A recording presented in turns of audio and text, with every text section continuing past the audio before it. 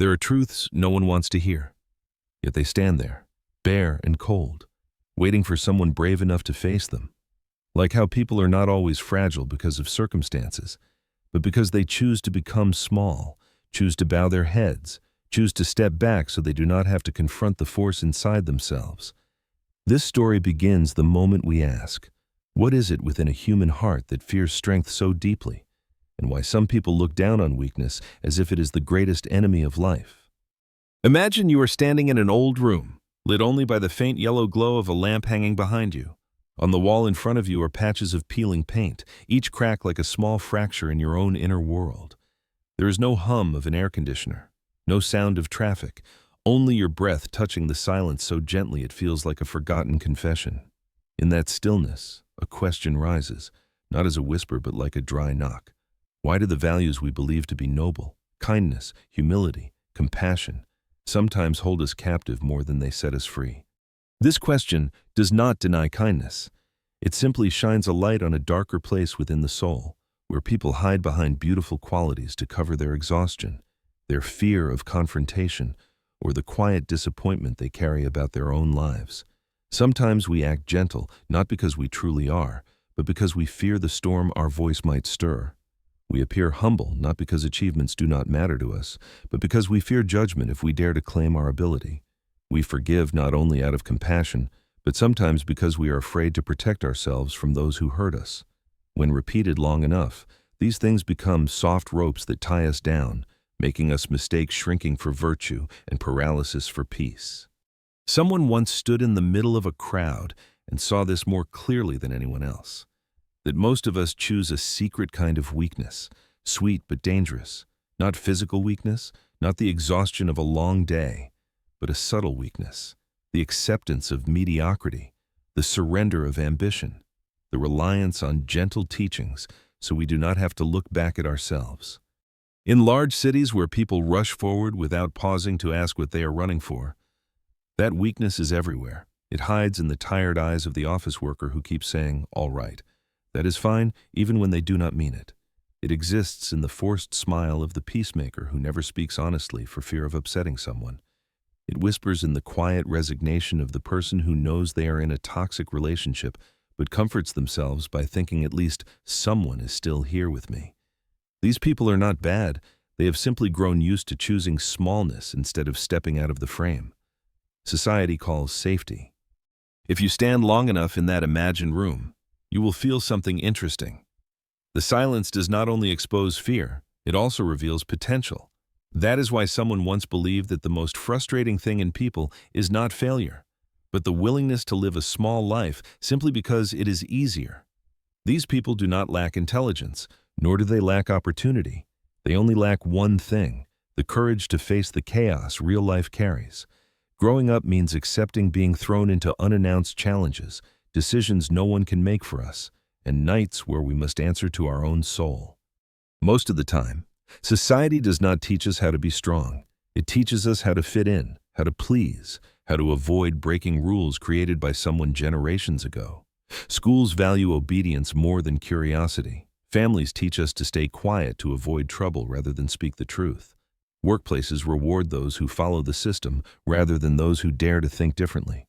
We grow up in a culture that speaks of kindness, yet often hides a warning behind it. Do not go too far. Do not stand out. Do not be ambitious. Do not make anyone uncomfortable. And then each person begins to learn a dangerous skill, shrinking themselves to fit. At first, it is to be accepted. Then it is because life feels easier that way. Eventually, we forget how powerful we once were. There is a subtle detail in human psychology. When someone feels powerless before a stronger person, they do not try to rise to match them. Instead, they build a belief system that turns strength into something negative and lifts weakness into something admirable. It is like turning resignation into virtue so they do not have to face the question, why do I not become stronger? By doing so, they escape self-blame, but they also escape the possibility of growth. If we look deeper, we will see that weakness lies like a layer of dust on a mirror. Just one touch to wipe it away, and we will see our reflection clearer, more vivid, sometimes even fierce. But to do that, we must touch the dust. something everyone avoids because they fear dirtying their hands. And only when we dare to face the darkness within ourselves will we know it was never meant to consume us.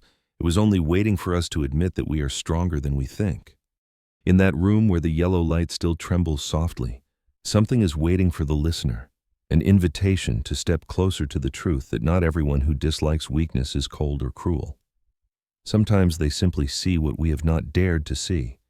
That weakness is not a condition but a choice people often disguise with beautiful explanations. And if we are brave enough to take one more step, we may finally understand why some once saw weakness as shackles of the soul, and strength as the only light that helps a human stand tall on their own feet. The dim light on the ceiling seems to breathe differently when we realize this weakness is not something that randomly falls into a person's life. It is raised, nurtured with care by invisible hands we have met since childhood, as if there is a silent current in society that always wants to shape people into the same form, the same safe height, the same predictable rhythm. And when we live too long in that current, we mistake it for freedom, when in truth it is only a cage crafted so delicately that no one thinks to look for the door. If we sit down and look back, we will see traces of that cage appearing in many places. School, for example, in the early years. We are taught to sit still, to raise our hands at the right moment, to answer exactly like the sample, to be obedient rather than curious. No one tells us not to think differently, but the attitude of the entire system is enough for a child to understand that breaking the mold will create trouble. Mischief is punished, too many questions are considered a nuisance, and little by little, what gets worn down is not knowledge, but the desire to understand the world in our own way. Then we grow up and step into the workplace, where everything appears more mature, yet is not very different in essence.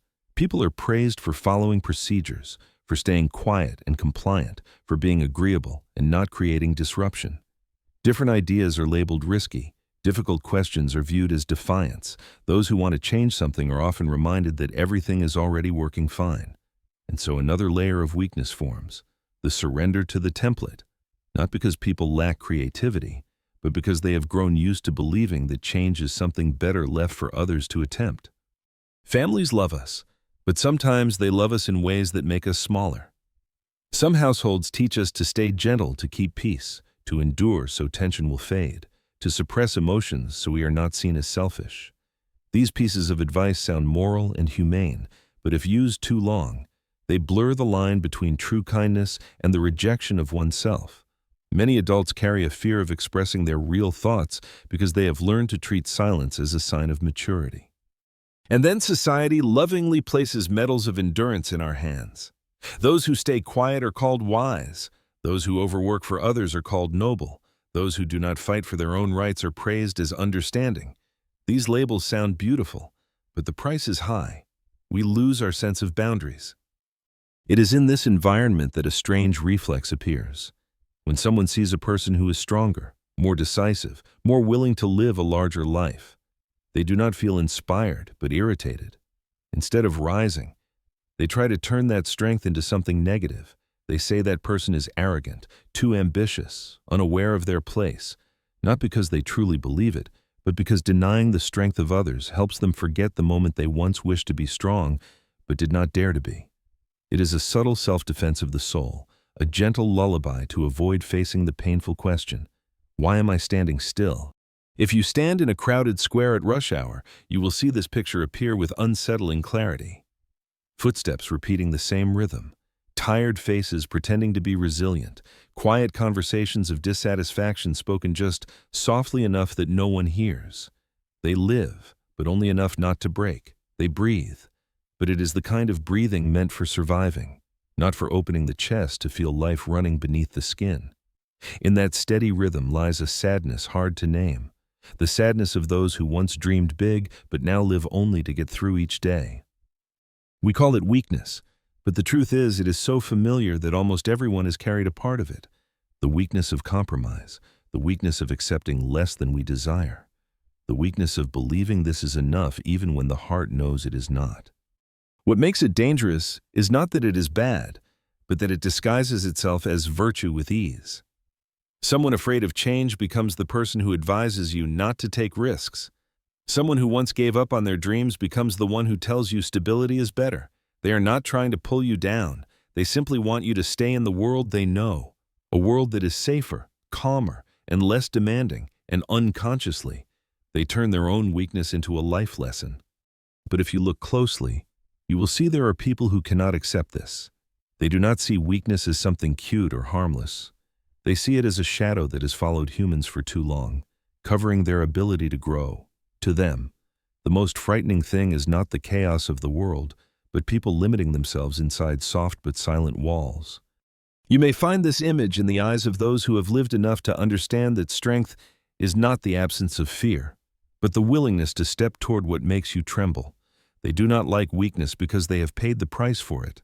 They know what it means to lose an opportunity because they hesitated too long, what it means to hurt themselves because they did not dare to face the truth. And they know weakness never disappears unless we intentionally confront it. Where this story unfolds, you can feel something moving beneath the surface. That weakness is not a fixed part of personality. It is nurtured by family, by school, by society, and most importantly, by our own choices through the years. And if it can be formed, it can also be undone.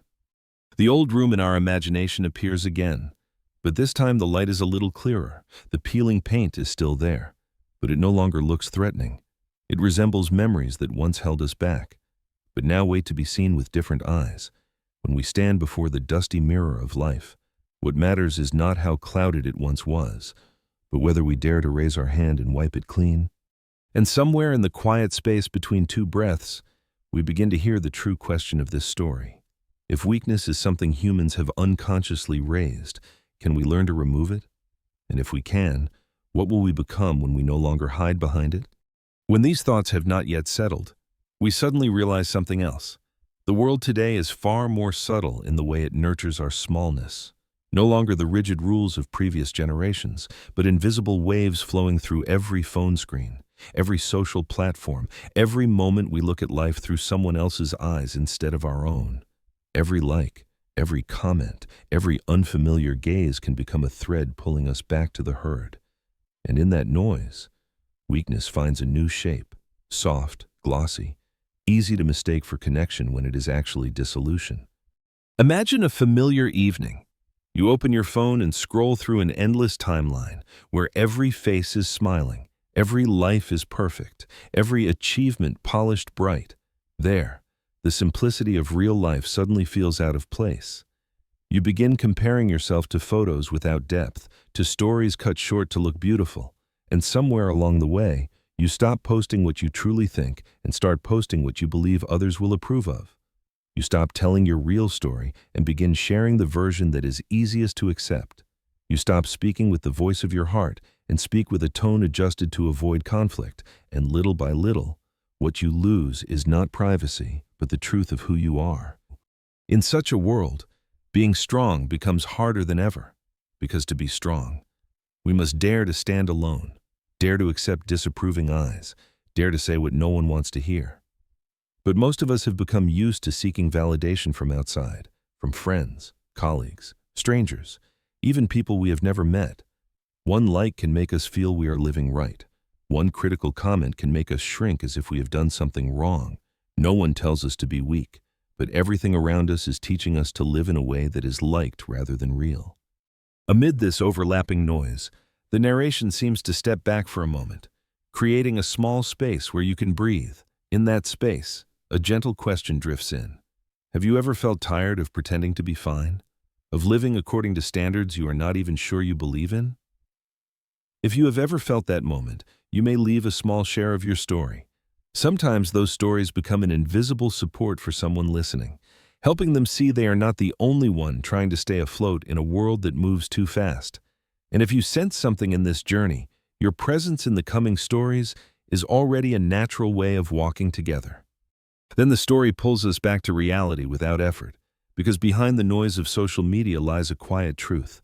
The more connected we are online, the easier it is to lose our inner voice. We begin living like mirrors reflecting one another, forgetting that what makes us alive are the imperfections, the rough edges, the untidy thoughts that do not fit neatly in place. The digital world makes it easy to choose the safe path, Do not say anything too different. Do not upset anyone. Do not touch the sensitive corners of yourself. But all these things, harmless as they seem, quietly soften us in a way we barely notice. We are no longer facing the old kind of weakness, where people bowed to visible power.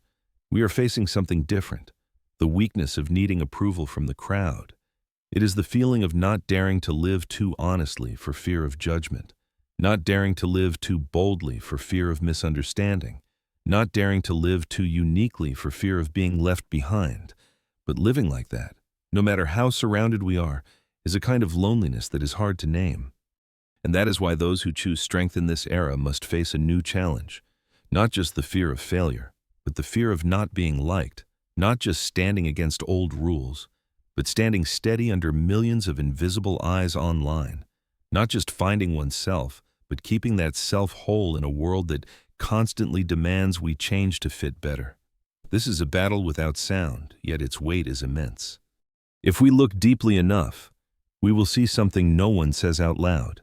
The modern world makes us believe we are free, but in truth we are living in a new kind of prison, where the door is always open, yet we do not leave because we are too used to needing approval.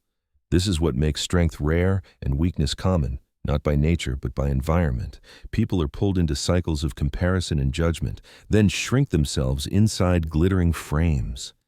And among the tapping keyboards, the glowing notifications, the numbers beneath each post, we sometimes forget something important, that no gaze can replace the feeling of truly living in alignment with yourself. All strength begins in the moment we are quiet enough to hear our own voice, no matter how small it is. All growth begins the moment we dare to set down the layers built from the expectations of others. As the air settles, the old room appears again in the imagination. This time, there is no sense of being trapped, but a space of calm. The yellow light is still hanging, but no longer trembling. The peeling walls remain, yet the cracks no longer frighten. Everything seems to say that to be truly strong, a person must first escape the things that make them forget who they really are.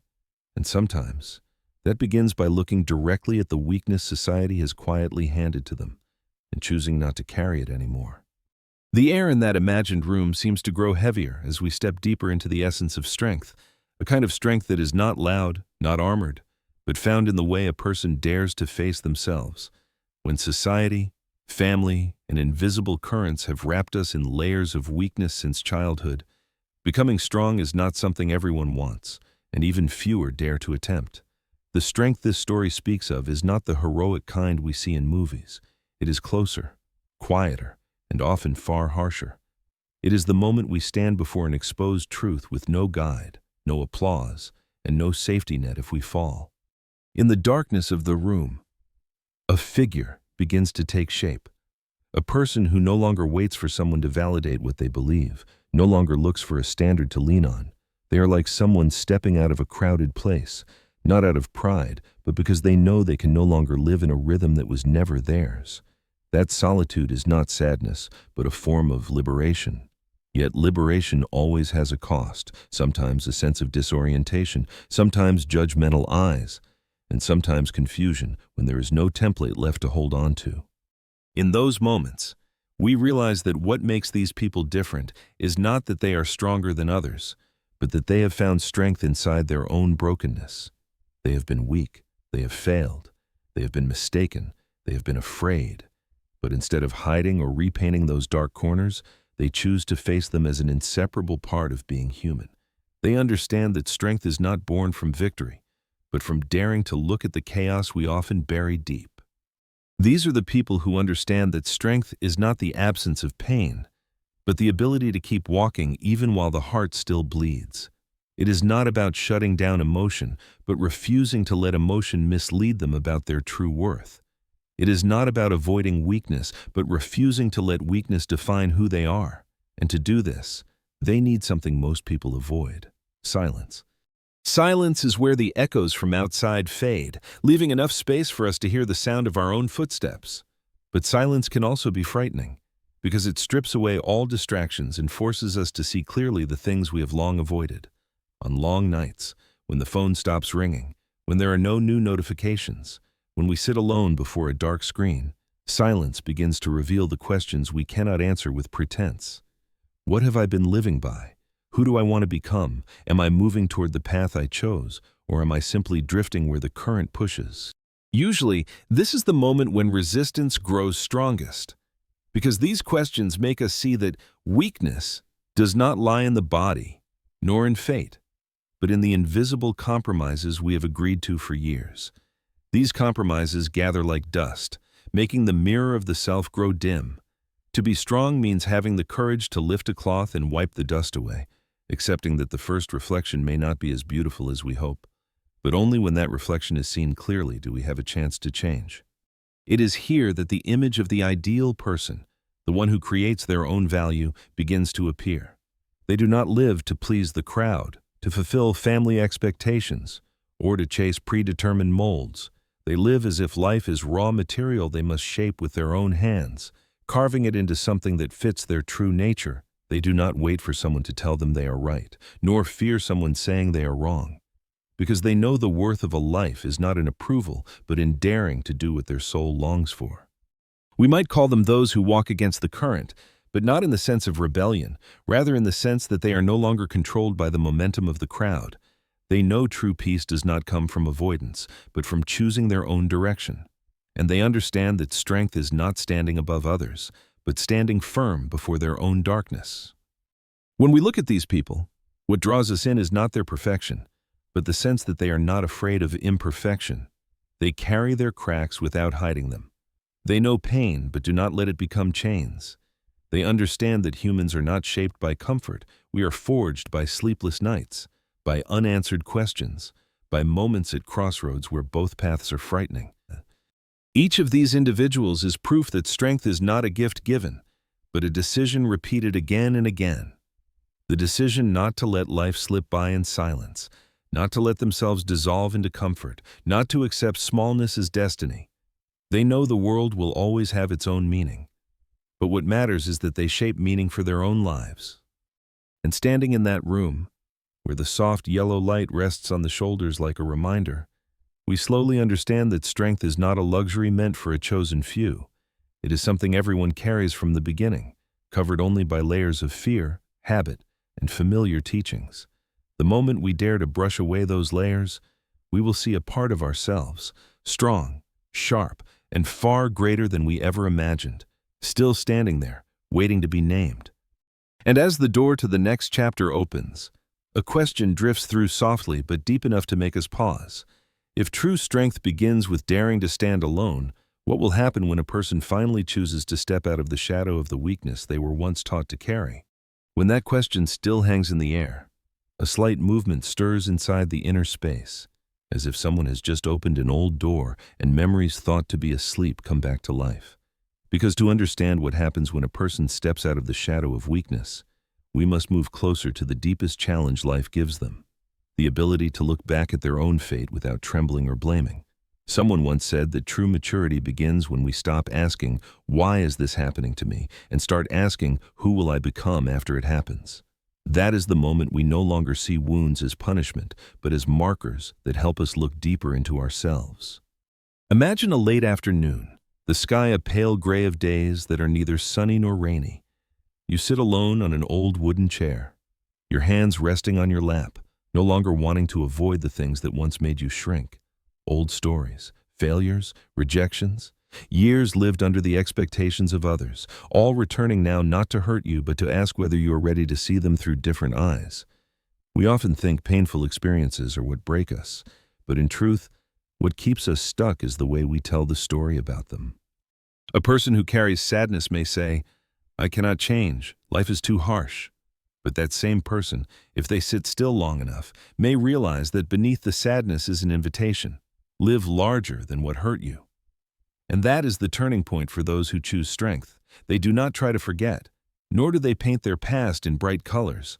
They accept that life has been cruel at times, but it also gave them the ability to see the world with wider eyes. In the silence of the evening, you can hear a small shift, the thought that every event that ever happened is part of you, inseparable and needing no separation. Some call this accepting fate, but not the bowing kind, the kind that embraces everything that shaped you as if each piece is a fragment of your own form. This way of seeing is not easy. It requires a delicate strength, the strength to feel pain without letting it imprison you, the strength to admit you once chose wrongly without believing you are a mistake, the strength to name a fear without letting it lead you. Those who walk this path often carry a strange calm. They no longer tell their stories with resentment, not because their lives are peaceful, but because they have realized that within every loss is a form of spiritual resource, and within every wound is a hint about the path forward. They understand that when we stop fighting what cannot be changed, we begin to have energy to change what truly belongs to us. This is also when they stop seeing themselves as victims of circumstance. In that shift, there is a small but real awakening that we have the right to rewrite our story with a different voice. We cannot change what happened, but we can change the meaning we assign to it, and sometimes that act of redefining is what rescues us from the weakness that clung to our lives for so long. Think back to the nights you felt lost, the choices that left you aching, the words that made you unsteady. Now, try seeing them as letters sent from the past to the present, reminders that you were strong enough to move through them, that without these events you would not be who you are today. Not every wound is a gift, but each one holds a fragment of a message, and strength means reading that message without letting it become a burden. Deeper still, those who dare embrace their fate often realize that resistance sometimes only prolongs the pain. Some things arrive so we can grow, not so we can be punished. Some people leave our lives not to weaken us, but to create space for something we never imagined. Some failures come at the right time to tell us we are on the wrong path, and all of these, even when they bring us to our knees, can become the ground from which we rise stronger.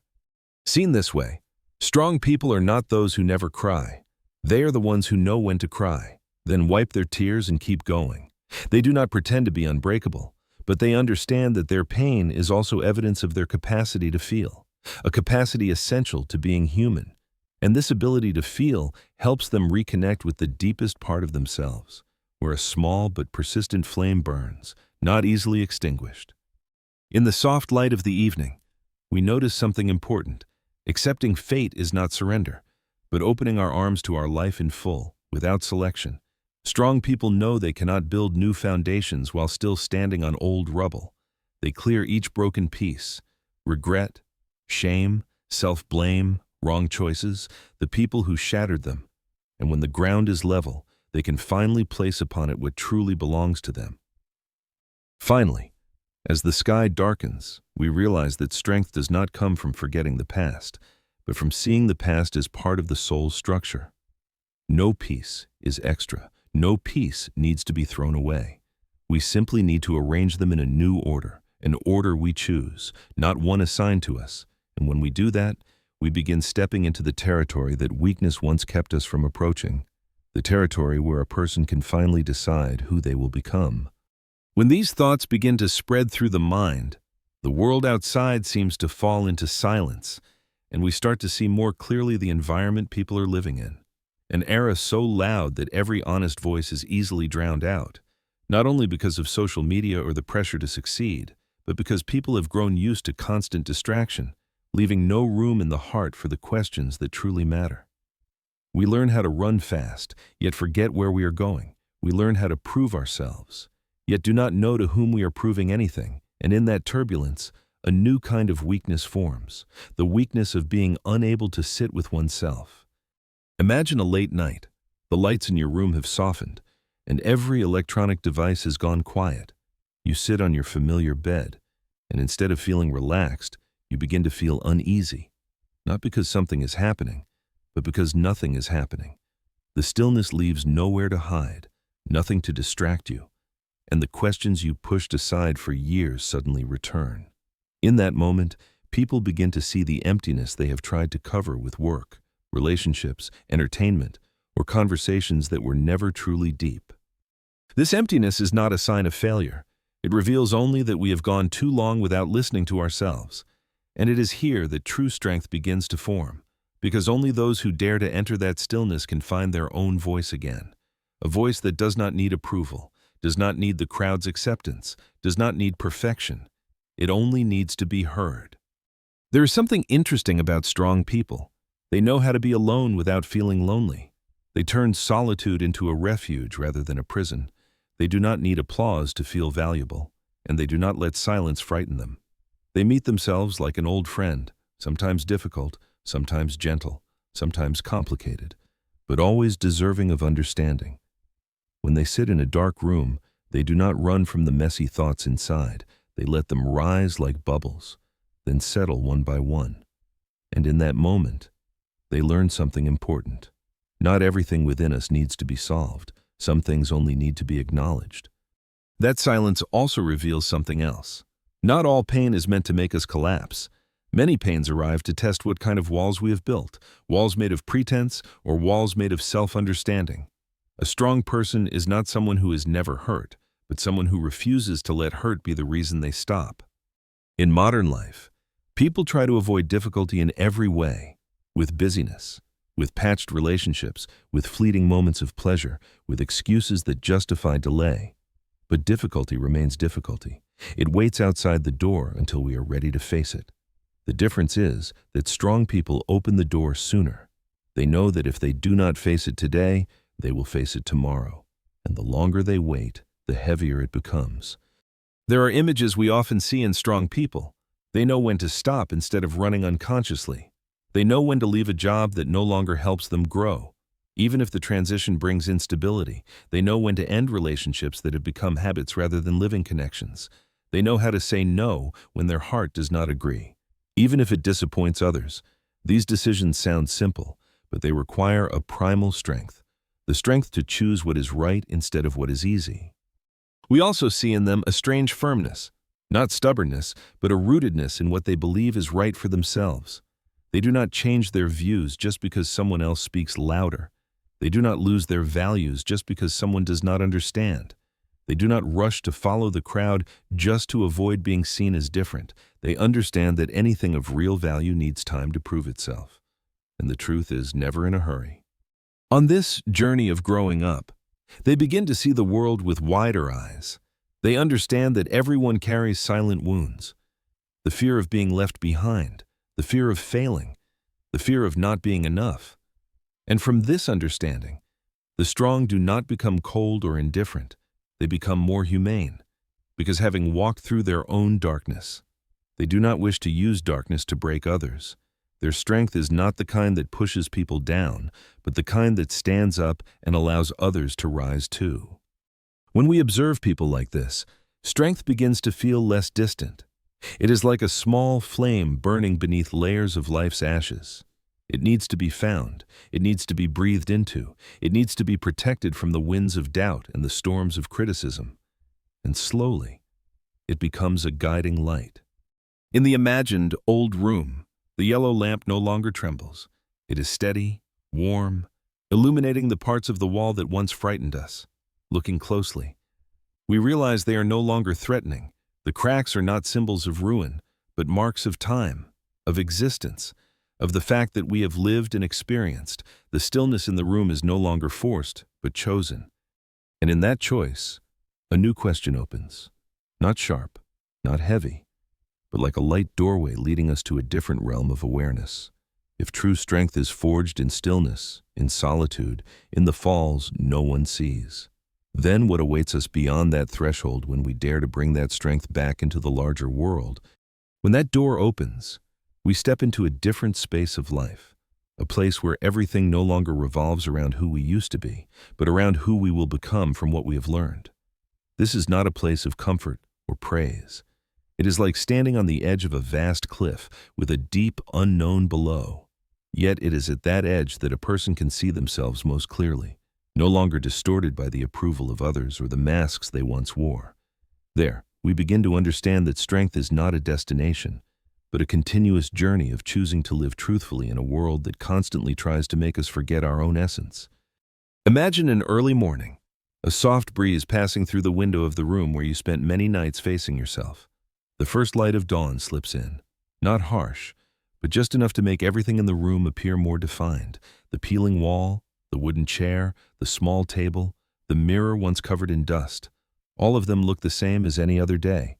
Yet the way you see them has changed, because when the inner world shifts, The outer world takes on a different shade. You no longer feel trapped by old limits. You feel as if you are standing on slightly higher ground, not because the world changed, but because you have stepped away from what used to confine you. And in that space, we begin to sense a truth the strong have always known, that a person does not need to wait for others to grant them meaning. Meaning does not come from praise, success, or admiration. Meaning comes from deciding what we choose to leave behind on this earth, whether it is a small footprint or a bold imprint. Strong people know that life does not promise fairness, does not guarantee reward, and does not ensure that our efforts will be seen. Yet they still choose to live with integrity because they understand that integrity itself is the real legacy. When a person reaches this inner ground, they see the world is no longer as frightening as it was when they lived in the shadow of weakness. Events arrive and fade, opportunities open then close, people walk in and walk out. All is part of life's natural rhythm, and they realize that the fear of failure no longer controls them. Because now they know that failure does not erase their worth, it only clarifies what truly matters. Some people, when they arrive at this point, become calm in a way that feels unusual. They no longer need to prove themselves, to win, or to hurry. Their strength spreads like a quiet presence, giving those still confused a sense of steadiness. True strength does not create pressure, it creates space. It does not demand others to be like them, it simply radiates from living in alignment with their own essence, and that truth alone becomes a light for others. And then comes the final challenge, the challenge everyone at the cliff's edge must face. Do we dare look directly into the absolute uncertainty of life without fear? Because facing uncertainty means understanding there is no ready map, no guaranteed path, no permanent answer. Facing uncertainty means accepting that every choice carries risk, that we will not always be right, that sometimes we must walk in the dark for a long time without knowing if tomorrow brings any light. Yet when we dare to face that truth, something strange happens. We feel freer than ever before. In that freedom, the strong understand that they have the right to create their own life. They no longer wait for guidance, no longer need approval, no longer avoid being different.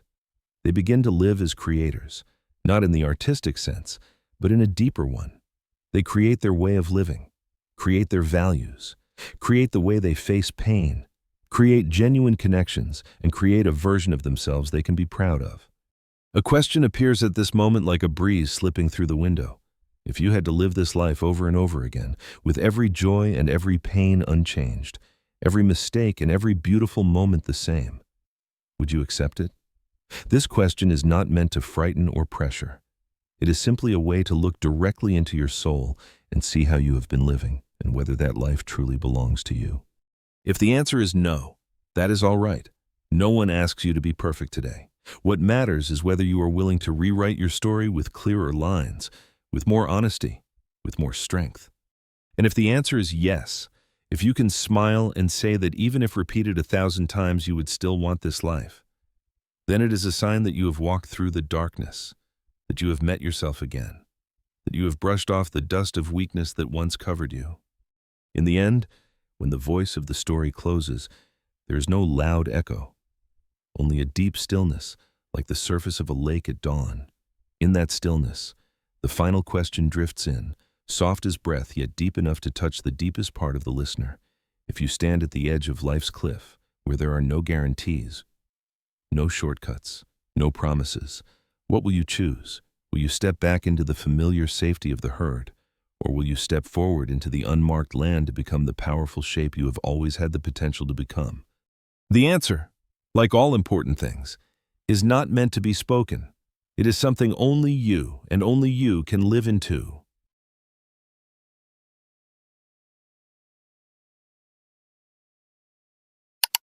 Thank you for staying with me until the very end of this story. If this message touched your heart, please give it a like, subscribe to the channel, and turn on the notification bell so you'll never miss the next journey we take together. Your support means the world to me.